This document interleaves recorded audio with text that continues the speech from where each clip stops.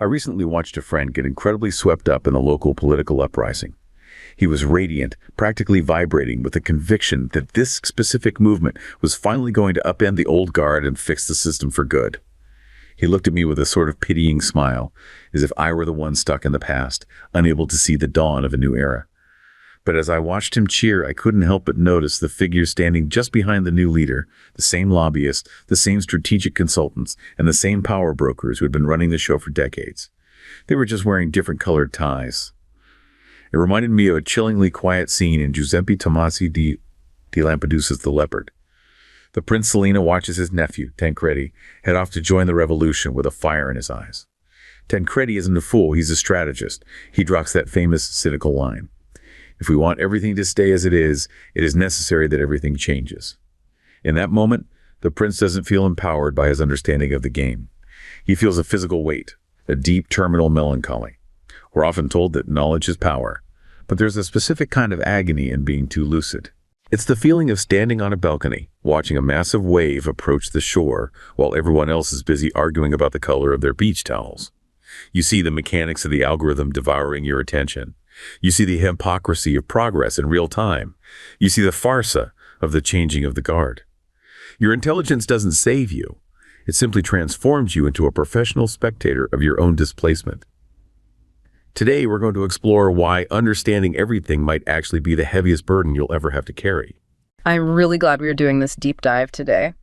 As a cultural and political analyst, this is a heavy topic, but it's essential. To really grasp the sheer gravity of that burden you just described, we have to drop ourselves directly into the prince's reality. Right, and as your host, I want us to really visualize this. Imagine the physical atmosphere of the Palazzo Salina is the mid-19th century, and the air inside the palazzo is thick. You can almost feel the heavy scent of overripe oranges wafting in from the garden, mixing with the parched baking dust of the Sicilian summer. But for Don Fabrizio Corbera, the Prince of Salina, those familiar scents are being overpowered by something entirely new. Some jarring, right? Incredibly jarring. The real odor filling his study is this metallic, bureaucratic tang of a new era. He sits there, a massive, physically imposing man, and he can practically smell the fresh ink on the decrees coming down from the Piedmontese government in the north. Wow. He can smell the sweat of the Garibaldini forces who have just landed on the shores of Marsala to unify Italy. And it's not just a political shift he's observing. It's a sensory atmospheric takeover. I mean, he's sitting in his study, a room that has likely been the center of power for his family for generations. And he's just watching a stray dog lick a puddle of spilled wine off the ancient stone floor. There's something so profoundly desolate about that specific detail. It's not a moment of dramatic, fiery resistance. It's a moment of cold, surgical realization. Exactly. In that quiet room, watching the dog, he realizes that his entire social class is no longer the state. They aren't the engine of society anymore. They have been downgraded to mere ornaments. The architecture of his reality has fundamentally shifted beneath his feet. When his nephew, Tancredi, enthusiastically talks about the revolution, the prince's internal reaction is fascinating. He's not angry, is he? No, he doesn't feel the righteous, burning anger of a deposed tyrant. He doesn't plot a counter-rebellion. Instead, what he feels is a sharp, utterly unglamorous pang of shame. Shame. Not for losing his wealth, though. Right. It is crucial to understand that this shame is not about losing his wealth or his title. He is ashamed of the sheer indignity of the masquerade taking place around him. He possesses absolute lucidity regarding the future. He sees right through it. He does. Through his eyes, we can see exactly what is coming. The coarse, hairy hands of men like Calogero Sidara. The new mayor? Yeah, Sidara is a nouveau riche parvenu who completely lacks ancestors' grace or refinement, but who possesses the sharp, pragmatic, ruthless teeth required to dominate the coming century. There's a tragic irony perfectly encapsulated in one specific detail from the text. The prince retreats to his observatory. He is a respected astronomer.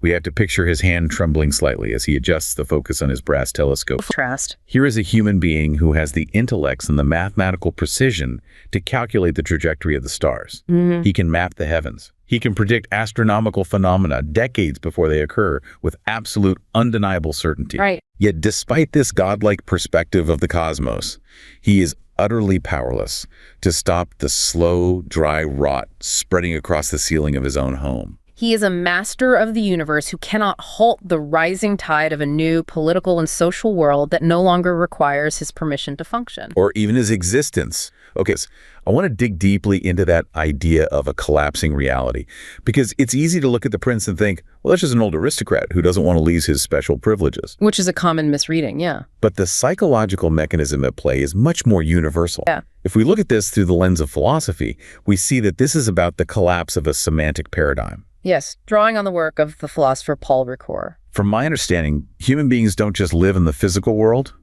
We live inside a shared framework of meaning. We rely on a pre-understanding of rituals, ideals, and social roles to even know how to act. That shared framework is literally everything. We separate our narrative construction of reality into 3 distinct stages: prefiguration, configuration, and refiguration. To truly understand the prince's paralysis, we have to look closely at these stages. Starting with prefiguration. Exactly. Prefiguration is the foundation. It is the shared, unspoken understanding of the world.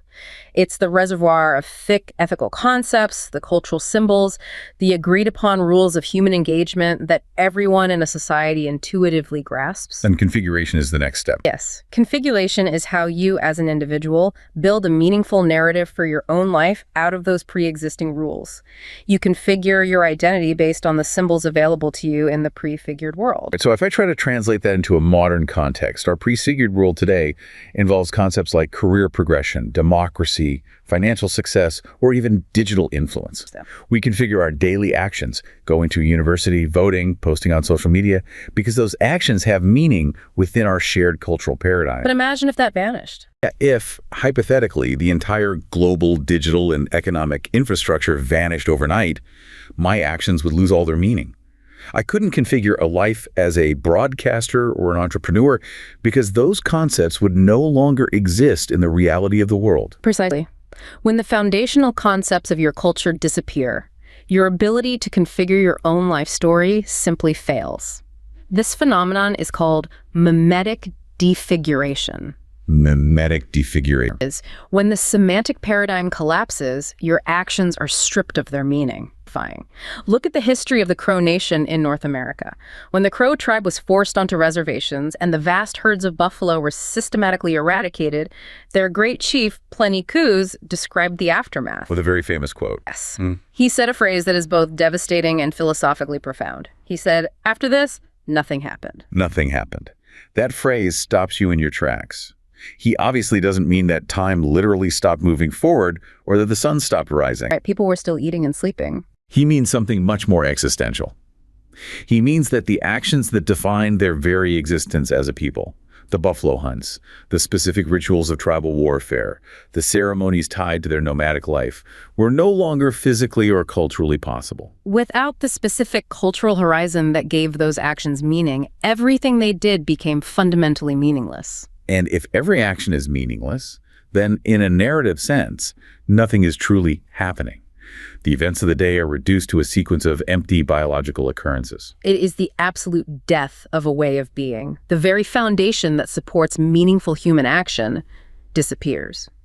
Now, if we return to the Prince of Salina, he is facing a similar collapse of meaning. Even if it's less absolute in terms of physical survival than what the Crow Nation endured. At one point, a representative of the new Savoy government comes to the prince and offers him a seat in the new Senate in Rome. It is an offer to participate in the new era. To maintain a position of influence. But the prince rejects it. He refuses. And his refusal is born out of total, insurmountable alienation. He knows that his core values, courtesy, aristocratic grace, religious piety, a paternalistic duty to his lands, have absolutely zero currency in this new liberal order. Because the new world is ruled by pragmatic, ambitious men. Men like Sidara. The prince realizes that his semantic paradigm simply cannot be translated into their language. I have to push back a little on the prince's reaction here, though. Isn't there an argument to be made that his refusal to participate is actually a form of deep arrogance? Well, he sees the mechanics of the new system perfectly. He knows that Sidara is entirely corrupt. He knows his nephew Tancredi is manipulating the political winds for his own advancement. If the prince understands the game so well, why not play it? Why not take the Senate seat and use his profound intelligence to mitigate the damage of this corrupt new government? Why do we read his withdrawal as a tragic philosophical realization rather than just, elite stubbornness? That is a crucial question, and it gets to the very heart of why profound lucidity is so paralyzing. The reason he cannot play the game is that playing any game requires a fundamental underlying belief that the game is actually worth playing. You have to care about the outcome. It requires a belief that the outcomes matter. The prince is trapped in the heavy melancholy of unstoppable entropy. He refuses to participate because his hyper-awareness has completely shattered the illusion of change. He doesn't buy into the masquerade. He looks at the unification of Italy, and he knows with absolute certainty that while the administrative borders have shifted, the poor Sicilian peasants will remain just as exploited as they were under the Bourbons. So the new liberal order does not elevate the oppressed. It merely shifts power to empower a vulgar, greedy bourgeoisie. The systemic flaws of human nature, the corruption, the hypocrisy, the relentless self-interest remain identical. They are just wearing different coats. To participate in the Senate would require him to pretend he believes in the masquerade. His lucidity makes that hypocrisy impossible. So there is a massive chasm between progressive adaptation and melancholic resignation. When we look at Plentycous, the chief of the Crow Nation, he engaged in a desperate, heroic attempt to refigure the narrative of his tribe. He engaged in the third step of Ricoeur's model refiguration. He recognized the collapse, but he tried to forge a new paradigm out of the ashes to ensure the cultural survival of his people. But Don Fabrizio completely skips refiguration. He simply watches. He calculates the trajectory of his own social demise with the exact same cold detachment he uses to calculate the transit of Venus across the night sky. He observes with a detached melancholy precisely because he understands the profound tragedy of the human condition. It's a terrifying place to arrive mentally. When you deeply structurally understand the mechanics of societal change, you realize that true fundamental transformations of human nature are extraordinarily rare. Your hyper-awareness acts as an acid. It strips away the comforting, motivating illusion of progress. You are left in a state of terminal, detached observation. Your intelligence literally transforms into a cage. You cannot participate in the cheering crowds in the town square because you can clearly see the strings attached to the puppets. You don't get to be a participant in history. Right. You are forced to be a professional spectator of your own displacement. And we see this play out in the grim reality of the prince's later life. He watches his family line fade irrelevantly into the 20th century. His daughters become solitary, embittered spinsters. And their religious relics are declared inauthentic by the modern church. A devastating final blow. The grandeur of the House of Salina decays exactly, mathematically, as he predicted it would. He ran out of time. And the core of his suffering is that he knew he was running out of time every second of every day. His tragedy is not that he was blind to the future. His tragedy is that he saw it with absolute, unblinking clarity. It is incredibly unsettling how easily this 19th century historical paralysis maps directly onto our present moment. The parallels are striking. The prince watched the slow, agonizing death of his social class over a period of about 50 years. He had the luxury of a slow decline. But today, if you are a person who pays attention to the data, you are being asked to watch the potential collapse of the entire global biosphere in real time. The timescale has violently compressed, and the scope of the catastrophe has magnified from a local aristocracy to the entire planet. To understand how the same informed paralysis manifests today, we have to look at the people who hold the most data. Let's set the scene again. Picture a modern setting. A glass-walled office high above the gray, continuous drizzle of modern-day Brussels. Inside sits Elena. She is a senior policy advisor, and she's currently scrolling through the absolute latest climate mitigation simulations. The data rendering on her high-definition screen is a kaleidoscope of harsh crimson and deep violet. These aren't just colors, they're heat maps. And what is terrifying is that these maps have decisively shifted in the modeling from showing probabilistic outcomes to showing inevitable realities. And what's her job in all this? Her task for the day is fundamentally absurd. She has been instructed to synthesize this impending, multifaceted, planetary catastrophe into a clean, 10-page executive summary for a group of politicians. Politicians who, she knows for a fact, will likely only skim the bullet points before their next fundraising dinner. I can actually imagine the physical toll that would take on a person. It's not just a mental burden. She must experience a visceral physical reaction to staring at that data all day. It's a sickening sense of vertigo. It's a profound, informed paralysis. She is sitting in this frailly engineered, ergonomic office chair, but underneath that illusion of control, the chair must feel like a tiny plastic life raft floating in the middle of a dead, expanding sea. Because Elena possesses granular, terrifying knowledge that the average person walking on the street below simply does not have. She knows the exact vulnerabilities in the global supply chains. She knows the precise caloric deficit in crop yields that will inevitably trigger the next massive wave of human migration. She understands the fragile, deeply compromised political architecture of the European Union better than almost anyone alive. She sees the whole board. And yet, look at what this profound knowledge does to her agency in everyday life. Later that exact same evening, Elena walks into a brightly lit, fluorescent boutique supermarket. Oh, this is the worst feeling. She stands in the dairy aisle, completely frozen, spending 40 minutes paralyzed by the choice between two different brands of supposedly sustainable almond milk. The absurdity of her hyper-specific global knowledge directly contrasting with her absolute systemic impotence leaves a bitter, metallic taste in her mouth. She is undeniably the most informed person in that entire supermarket. Perhaps in the entire neighborhood. And that pristine information is her cage. It turns every single daily decision, every minor action of consumption into a quiet funeral rite for a future she can see with perfect clarity but has absolutely no power to reach.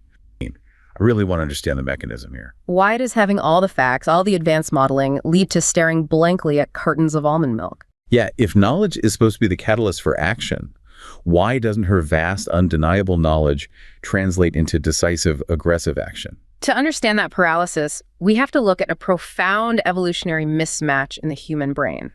The neurological hardware we are walking around with was wired by hundreds of thousands of years of evolution to respond to very specific types of threats. Like immediate physical danger. Right. Our brains are beautifully optimized to react to immediate, emotionally volatile, and spatially close dangers. We evolved to release a massive spike of adrenaline and take immediate action if there is a predator hiding in the brush. Or a sudden act of physical violence. Or an immediate scarcity of food. We are reactive creatures. What we entirely lack is the psychological and neurological bandwidth to process an amorphous, slow-moving, invisible existential threat, like a 1.5-degree rise in average global temperatures. Because climate change, as a threat, has no clear single definition our ancient brains can grasp. It has no specific physical location we can run away from, and it has no singular identifiable villain we can fight. It is like being forced to stare at a massive, intricate oil painting on a canvas, and the canvas is slowly catching fire from behind. But your brain's hardware is so specialized that it only allows you to see the brushstrokes and the texture of the canvas. It literally refuses to process the rising temperature of the room. You mathematically know the fire is there. You can read the scientific reports detailing the exact thermal output of the fire. But your cognitive architecture stubbornly refuses to process it as an actionable life or death threat until the actual flames are licking at your own skin. By the time the threat registers in the amygdala, it's already too late. Analogy. And this severe cognitive dissonance between what the data tells you is happening and what your senses actually feel creates an inescapable vortex of learned helplessness. Learned helplessness. When your mind is constantly, relentlessly bombarded with high-quality data detailing unavoidable loss, ecological destruction, and systemic inevitability, the brain essentially trips a circuit breaker. It shuts down its action centers to protect you from constant psychological agony. Exactly. The threat stops being something you can fight and transforms into a massive, immovable boulder tumbling down a steep hill. When you possess the hyperlucidity to know the exact weight of the boulder, its precise velocity, and its unalterable trajectory, your logical conclusion is no longer to step in front of it, to stop it. The logical conclusion is to step out of the way, stand on the sidelines, and simply watch it crush whatever happens to be at the bottom of the hill. So, ironically, your hyper-awareness is the exact mechanism that completely disables your agency. You fall victim to a psychological trap of temporal and spatial discounting. You minimize the reality of the future threat because it feels distant in time, while simultaneously being totally crushed by the intellectual weight of its inevitability. And what fascinates me is the invisible, tertiary effects this has on a person's psyche. It is not just the fear of physical displacement or future economic ruin that causes the suffering. There is a very specific chronic psychological condition at play here. You're referring to Solastalgia. Yes, Solastalgia. It's a brilliant and devastating concept. It describes the profound existential mental distress caused by the unwanted, irreversible changing of your own home environment. We all know what nostalgia is, the pain of being far from home and wishing to return. But solastalgia is the homesickness you feel when you are still physically standing in your home, but the home itself has fundamentally, unrecognizably altered around you. For someone who is hyper-informed like Elena, the innocence of daily rituals is permanently destroyed. When she takes a simple walk through her suburban neighborhood, she does not see nature. Her lucidity prevents it. Instead, she hears the fossil fuel drone of the landscaping services. She sees the little yellow chemical application signs warning her off the manicured lawns. She intellectually knows about the invisible microplastics saturating the soil beneath her feet, and she feels the profound, deafening silence of the lack of local biodiversity. Her lucidity actively robs her of the comfort of the present moment. She cannot simply sit on a park bench and enjoy an unusually warm, sunny day in February. For someone without the data, it's just a nice day to be outside. But for Elena, that warmth brings the looming, suffocating dread of the climatic anomaly it represents.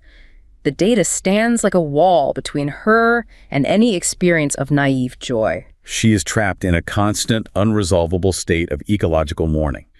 Interesting. If we follow this thread to its logical end, it brings up a deeply unsettling philosophical challenge. How so? If having all the facts, whether it is the granular historical data about the fall of the European aristocracy or the peer-reviewed scientific data regarding the collapse of the climate, if all of this information just leads to this agonizing, inescapable paralysis, is there a fundamental flaw in how we pursue knowledge as a species? We are taught from childhood that enlightenment, data gathering, education, and lucidity are the highest possible goals. We believe the truth will set us free. But what if complete, unvarnished lucidity is actually a curse? To explore the depths of that curse, let's look at another highly specific manifestation of this pain. Picture Mark. Mark is the last living descendant of a minor Rhenish noble house in Germany. Okay, I have him pictured. He is standing in the dim, drafty hallway of a sprawling stone manor that has belonged to his family since the end of the 30 Years' War. I want to be clear, Mark is not the romantic hero of a tragedy. He doesn't possess a grand, sweeping narrative of rebellion or a dramatic, fiery downfall. He is simply the exhausted curator of a museum that happens to be his own home. He perfectly, quietly embodies the lucid suffering of the leopard. I can visualize the exact kind of pain he's in. It's an incredibly quiet, sophisticated melancholia. It's the pain of being the absolute last person on earth to remember why the silver in the dining room was historically polished in a certain highly specific way. He's sitting in the grand ballroom and he looks up. He watches a fine hairline crack spiderweb its way across the ornate plaster ceiling. And the tragedy is that he doesn't just see a crack. Because he is an expert, he knows exactly which massive oak structural beam is failing behind the plaster. He knows the precise, exorbitant, multi-million euro costs of the historical restoration required to fix it. And, most devastatingly, he knows the cold mathematical reality of his bank accounts. He knows he will never ever have the money to save it. His suffering is so incredibly refined and specific. It is not a pain born of sudden ignorance. No, and it is not the result of a sudden, unexpected shock like a fire or an eviction. It is the pure, distilled agony of the expert. Because of his education and his lucidity, he can trace the exact historical, political, and economic fault lines that led to this specific quiet moment of decay.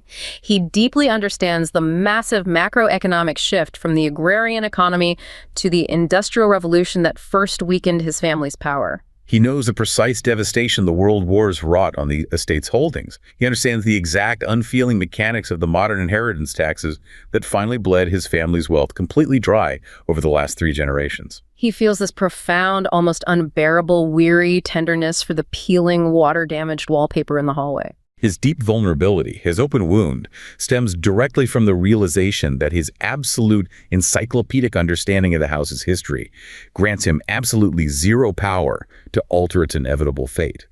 His knowledge is utterly flawless, and his impotence is total. He is like a man drowning in a shallow pool who is perfectly aware of the water's exact chemical composition, perfectly aware of its exact temperature and depth, yet who finds himself entirely unable to summon the biological will to simply stand up and breathe. This specific paralyzing lucidity brings us directly into the philosophy of the Romanian thinker E.M. Cioran.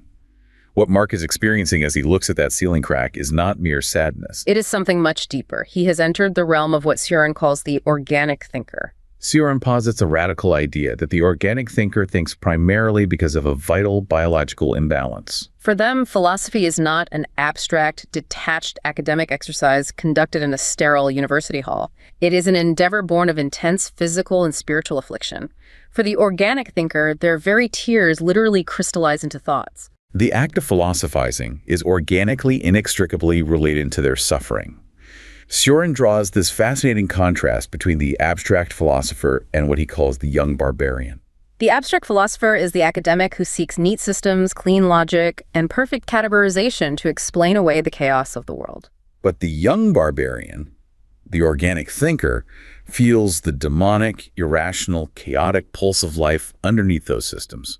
Rationality and logic, no matter how elegant, cannot cancel out the organic, visceral fear of death or the undeniable physical decay of the world around us. You cannot cure an organic fear with a purely abstract construct. The abstract philosopher attempts to mask their inner torments by building these massive, complex intellectual systems, but the lyrical organic thinker uses their lucidity to expose the absolute hollowness of those systems. Cioran goes so far as to describe the actual physical sensation of profound weariness that accompanies this level of hyperlucidity. We must not mistake this for a poetic daydream or a gentle, wistful afternoon sigh. The weariness of the organic thinker is the terrifying, visceral sensation of melting into a rushing dark river. It is a state where the solid boundaries of the self are liquidated, annulled by an organic liquidization. You feel as though the heavy matter of your entire body has dissolved into the dark water, and only a disembodied consciousness, a floating head, remains, drifting without any foundation, without any support, in the void. It is the absolute negative limit of life. It is the precise freezing temperature at which all comforting human illusions shatter. I think it's vital we draw a very clear nuance here between melancholy and true sadness, or tragic lucidity. Sweet melancholy is almost aesthetic. It's passive. It is the feeling that allows you to stand in a museum, look at a wide, undulating Dutch landscape painting from the 17th century, and feel a gentle, resigned regret about the passage of time. It possesses a certain subdued gracefulness. You recognize that time passes, you recognize that things end, but the realization doesn't crush you. You are safely insulated. You are a spectator sitting in the velvet seats of a theater, watching a tragedy unfold on the stage, knowing you can leave when the curtain falls. But tragic lucidity, the inescapable state that Mark, Elena, and the Princess Salina find themselves in, is not a gentle aesthetic experience. Cioran describes it as a black drunkenness. It is a mad, dangerous, ruinous state of inner effervescence that threatens to tear the mind apart. It is the agonizing, unavoidable realization that time itself is demonic. The very force of time that brings growth, the force that built Mark's ancestral manner, the force that evolved the human species to its current heights, is the exact same force that explicitly, necessarily triggers death, decay, and collapse. When you possess tragic lucidity, you realize with horror that you belong entirely to time. You acknowledge your specific, inescapable place on the downward curve of its arc, and by doing so, you recognize time as your absolute worst enemy. When you reach that point, you cannot separate the thought of agony from the thought of weariness and death. Agony in this sense is not a heroic struggle of pure passion. It is not a glorious battle. It is life's hopeless, exhausted struggle while already caught in the claws of death. And when you are hyperlucid, you see this death spreading over the world like a shadow. You see it kill a massive oak tree. You see it wither an ancient civilization, and you see it gnaw on modern culture like a destructive, unstoppable blight. You move beyond tears. You move beyond regrets. You move completely beyond the comfort of systems and forms. You simply understand the fundamental, terrifying irrationality of existence. And this absolute awareness ruthlessly strips away the naive poetry of everyday life. The daily routines we all rely on, the finalized projects we take pride in, the theological illusions that promise us a better tomorrow under the glaring light of tragic lucidity, they all appear entirely empty of actual content. The abstract man, the person still protected by illusions, believes he can eventually solve the fundamental problems of existence through better logic, better policies, or advanced technological innovation. He thinks if we just get the right carbon capture technology or the right political leader, the anxiety will vanish. But the organic sufferer knows the terrifying truth. The anxiety arises out of the very nature of subjective existence itself. Even if all external problems, climate change, political corruption, economic inequality, were perfectly solved tomorrow, the deep existential despair would remain, because existence itself is inherently, undeniably, a slow march toward nothingness. Which brings us to the actual mechanics of how we live. We all live deeply mechanical lives. The alarm rings, the rising, the commute on the streetcar or the subway, 4 hours in the office staring at a screen, the hurried meal, 4 more hours of work, the commute home, the meal, the sleep, Monday, Tuesday, Wednesday, Thursday, Friday, Saturday, all perfectly synchronized to the exact same relentless rhythm. And we follow this path easily, almost hypnotically, for most of our lives. But what happens when the machinery inevitably breaks down? What happens when the routine slips and the simple, devastating word why suddenly arises in our consciousness? That exact moment, the intrusion of the why, marks the awakening of consciousness. And it introduces us directly to Albert Camus and his foundational concept of the absurd. It is critical to understand that for Camus, the absurd is not simply a statement that the world is meaningless. The world itself is not absurd. The world is simply irrational and silent. The absurd is a specific friction. It is born exactly at the violent intersection of two distinct things. On one side, your intense, desperate human appetite for clarity, meaning, and unity. And on the other side, the unreasonable, impenetrable, cold silence of the universe crashing into that appetite. The absurd arises specifically from the confrontation between your desperate demand for reason and the world's absolute refusal to provide it. When you reach this peak level of hyperlucidity, the veil drops. You see the walls surrounding you with terrifying clarity. You see the cold irrationality of the algorithm dictating your thoughts. You see the absolute farce of the political system churning out the same results in different colored ties. You see the inevitable decay of your ancestral manner. You see the irreversible ecological collapse. Now, looking back at the history of philosophy, other brilliant thinkers like Søren Kierkegaard or Edmund Husserl clearly recognized this terrifying, deafening silence. But their reaction was completely different from Kenosis. They tried to escape the unbearable weight of this lucidity. They took what Camus calls a leap. Yes, the philosophical leap is a desperate attempt at an escape hatch.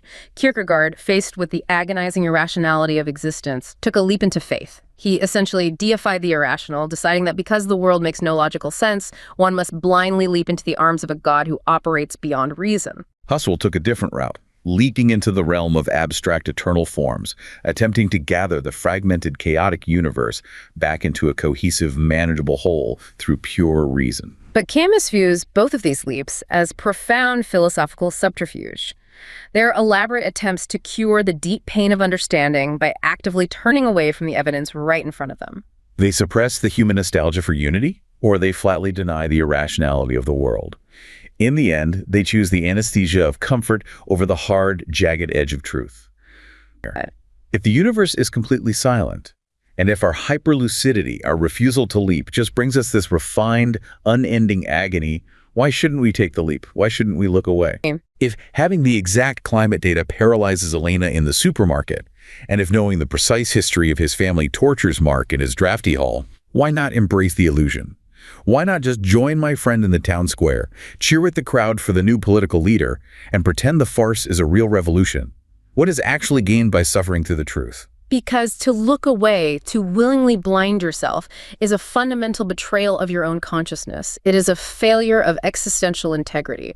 Camus argues forcefully that living an experience fully means accepting it completely, without blinders, without safety nets, and without false hope. You do not cure the disease of lucidity by choosing self-imposed blindness. You do not escape the crushing weight of the absurd by negating or ignoring one of its terms.